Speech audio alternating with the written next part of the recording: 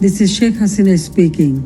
দীর্ঘদিনের জল্পনার অবসান ঘটিয়ে ২৩ সেপ্টেম্বর দিল্লির ফরেন করেসপন্ডেন্ট ক্লাবে অডিও বার্তার মাধ্যমে হাজির হন বাংলাদেশের ক্ষমতাচ্যুত প্রধানমন্ত্রী শেখ হাসিনা। সরাসরি সাংবাদিকদের মুখোমুখি না হয়ে দূর থেকেই দেওয়া এই বক্তব্য নতুন করে রাজনৈতিক বিতর্ক উস্কে দিয়েছে।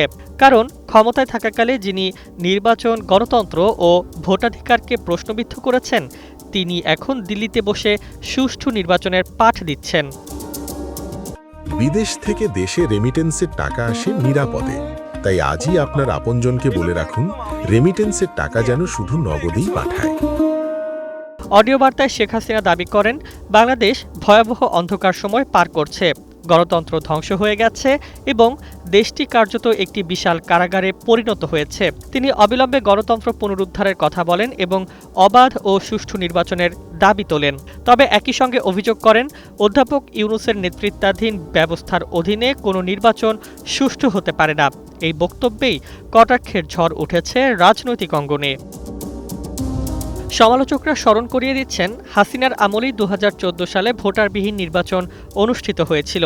বিরোধী দল বর্জন করায় ১৫৩টি আসনে বিনা প্রতিদ্বন্দ্বিতায় জয় পায় আওয়ামী লীগ, যা গণতন্ত্রের কফিনে প্রথম বড় প্যারেক হিসেবে চিহ্নিত।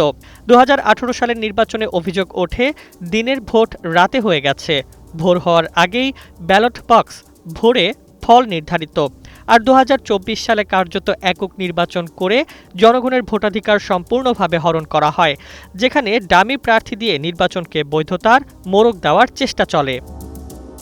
এমন পটভূমিতে দিল্লিতে বসে হাসিনার সুষ্ঠু ভোটের দাবি অনেকের কাছেই রাজনৈতিক ভণ্ডামি ছাড়া আর কিছুই নয়।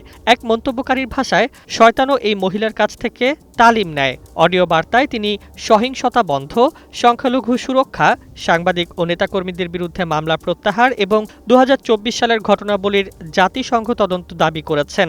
তবে বাস্তবতা হলো, ভোট ডাকাতির অভিযোগে অভিযুক্ত এই নেত্রীর মুখে গণতন্ত্রের বুলি আজ কটাক্ষের বিষয় হয়ে উঠেছে।